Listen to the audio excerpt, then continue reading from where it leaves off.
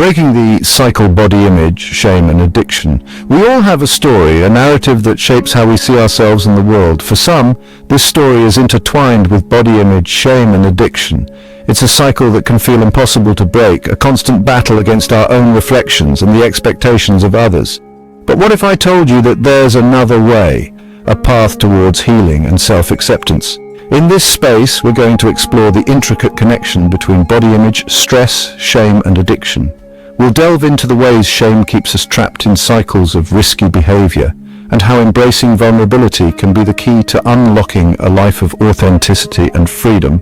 This isn't just about understanding these complex issues, it's about starting a conversation, a journey toward radical self-compassion and lasting change. Let's begin. The weight of their mirror: body image, stress and addiction. Many of us know the feeling. You look in the mirror and it feels like a stranger looking back. A wave of self-criticism washes over you, whispering doubts about your appearance, your worthiness. This is body image stress, and it's more common than we realize. Living in a culture obsessed with unrealistic beauty standards can leave us feeling inadequate, fueling a constant desire to change, to fix, to somehow measure up. But here's the thing about stress: it seeks relief. And sometimes that relief comes in the form of unhealthy coping mechanisms like disordered eating, excessive exercise, or even substance use. We might start restricting calories, pushing our bodies to the limit, or numbing the pain with drugs or alcohol, all in an attempt to quiet the inner critic, to feel some sense of control. This is where the cycle begins. The more we engage in these behaviors, the more entrenched they become, offering temporary solace while ultimately deepening the shame we feel. This shame then fuels further negative body image, perpetuating a relentless and exhausting cycle. It's a vicious circle, leaving us feeling trapped, alone and desperate for a way out. But there is hope. By understanding the intricate ways body image, stress, shame and addiction intersect, we can begin to dismantle the cycle and pave the way for healing and self-acceptance. It's about recognizing that our worth is not defined by our reflections, and that true freedom lies in embracing our authentic selves, imperfections and all. This journey starts with understanding shame. Shame thrives in silence, whispering lies in the shadows of our minds. It tells us we're not good enough, thin enough, strong enough, or worthy of love and belonging. It's that feeling of shrinking, of wanting to disappear when we feel flawed or unworthy. Shame is a universal emotion, yet we often suffer in silence, afraid to expose our perceived imperfections to the world. This fear of disconnection, of being judged and rejected, is at the very core of shame. And what does shame do? It disconnects us. It isolates us in a prison of our own making, cutting us off from the very connections that could offer support and understanding.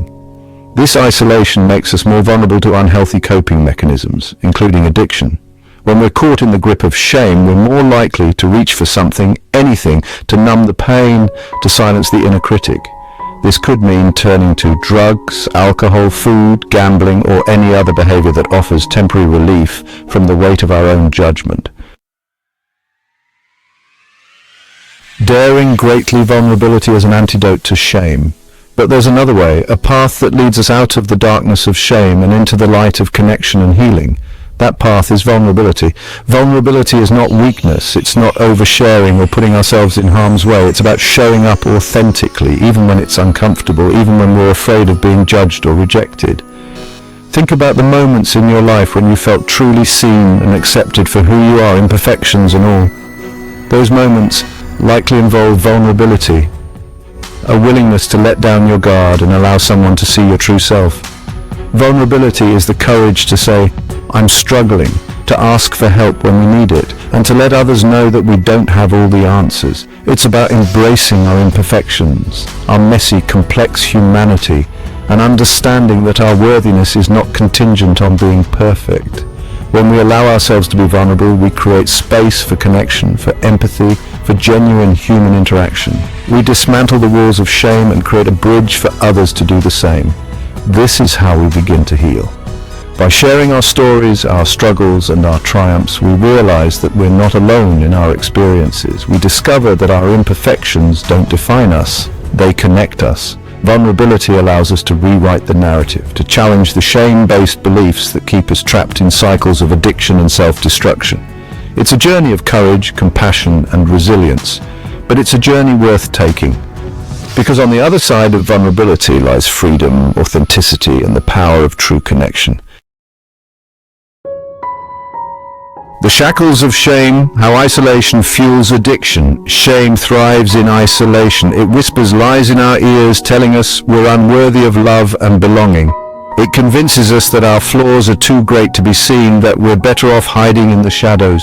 And as we retreat further into ourselves, the grip of addiction tightens. Think of shame as a wedge, driven between us and the people who care about us. It tells us that our struggles are burdens, that our pain is too much for others to bear. So we isolate ourselves, convinced that we're protecting ourselves and others from the weight of our imperfections. But here's the paradox. Isolation, while seemingly protective, actually makes us more vulnerable. When we cut ourselves off from connection, we lose access to the support systems that can help us navigate difficult emotions and make healthier choices. Addiction in many ways is a disease of disconnection. It thrives in the shadows, feeding off our loneliness and fear of judgment. When we feel alone in our struggles, we're more likely to reach for substances or behaviors that offer temporary solace, that numb the pain of disconnection. The path to recovery, therefore, often begins with re-establishing connection. It's about finding the courage to break free from the isolation that shame creates and reach out for support. It's about finding safe spaces where we can be honest about our struggles, without fear of judgment, where vulnerability is met with empathy and understanding. This might involve seeking therapy or support groups, confiding in trusted friends and family members, or simply allowing ourselves to be seen and heard without pretense. It's about recognizing that we don't have to face this alone, that there are people who care and want to help us heal. Chapter 4. The birthplace of courage, vulnerability, innovation, and recovery. Imagine vulnerability as a seed. It might seem small, fragile even, but within that seed lies the potential for incredible growth, for transformation, for a life lived with authenticity and purpose. Vulnerability is not the absence of fear, it's feeling the fear and doing it anyway. It's about showing up as our true selves, even when it's uncomfortable, even when we're afraid of judgment or rejection. Now you might be thinking, what does vulnerability have to do with addiction recovery? Everything. Because addiction thrives in the shadows, in the silence of shame. It tells us to hide our struggles and to pretend we're okay when we're falling apart inside. But recovery requires us to step into the light, to confront our demons with honesty and courage. It demands that we acknowledge our vulnerabilities, our mistakes, and our need for support. Think about it. Every step towards recovery, from admitting we have a problem to asking for help, to facing our triggers head-on, requires immense vulnerability. It's about letting go of the illusion of control, of the masks we wear to protect ourselves from being hurt. And in that letting go, in that surrender to vulnerability, we open ourselves up to something extraordinary, the possibility of profound change. Because when we allow ourselves to be vulnerable, we create space for authenticity to blossom. We give ourselves permission to be imperfect, to stumble and fall, to learn and grow from our experiences. This is where innovation happens. When we're no longer afraid to fail, to be wrong, to ask for help. That's when we're truly free to explore new possibilities, to challenge old patterns, and to create a life that aligns with our values and aspirations.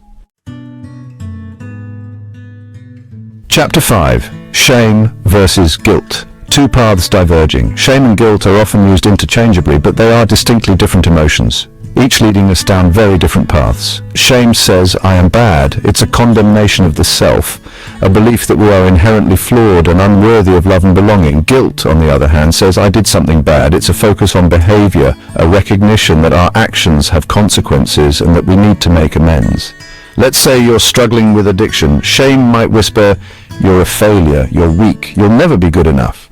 It attacks your sense of worth, leaving you feeling trapped and hopeless. Guilt in this scenario might say, you made a mistake. Your actions have hurt yourself and others. You need to take responsibility and make things right. Notice the difference? Shame keeps us stuck in a cycle of self-loathing and despair. It prevents us from seeking help because we believe we are inherently unworthy of redemption.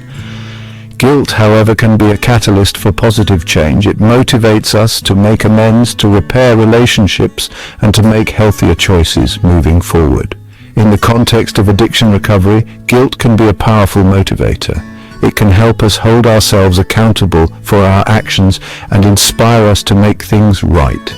It encourages us to seek forgiveness, to make amends, and to rebuild trust with ourselves and others. Shame, on the other hand, is like quicksand. The more we struggle against it, the deeper we sink. It keeps us trapped in a cycle of self-destruction, preventing us from seeking the help we need to heal. Understanding the difference between shame and guilt is crucial for breaking free from addiction. When we can recognize shame's toxic whispers and choose to focus on the constructive aspects of guilt, we empower ourselves to make positive changes and move forward on the path of recovery. Chapter 6. The Power of the Village. Social networks and addiction recovery. We are wired for connection. It's in our DNA. From the moment we're born, we crave the warmth of human touch, the feeling of belonging, the safety of knowing we're not alone. This innate need for connection doesn't disappear as we get older. It simply evolves, and it plays a crucial role in addiction recovery. Think about it. Addiction often thrives in isolation. It whispers lies in our ears, telling us we're better off alone, that no one will understand. It feeds off our shame and fear of judgment, driving us further into ourselves. Recovery, however, requires us to do the opposite. It asks us to break down the walls of isolation, to reach out for support, to allow ourselves to be seen and loved for who we truly are. This is where social networks become invaluable. Having a strong support system, a network of people who understand our struggles and celebrate our victories, can make all the difference in our recovery journey.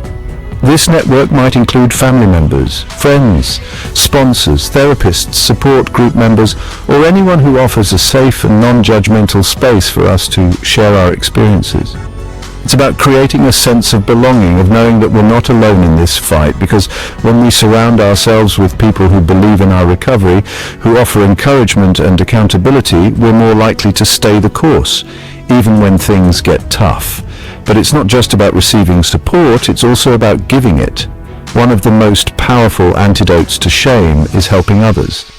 When we share our stories, our struggles, and our triumphs, we create a ripple effect of hope and healing that extends far beyond ourselves.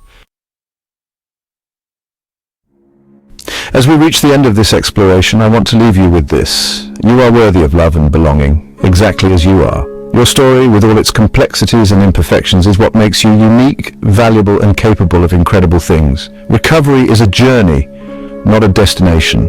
There will be challenges, setbacks, and moments when you want to give up. But please remember this, you are not alone.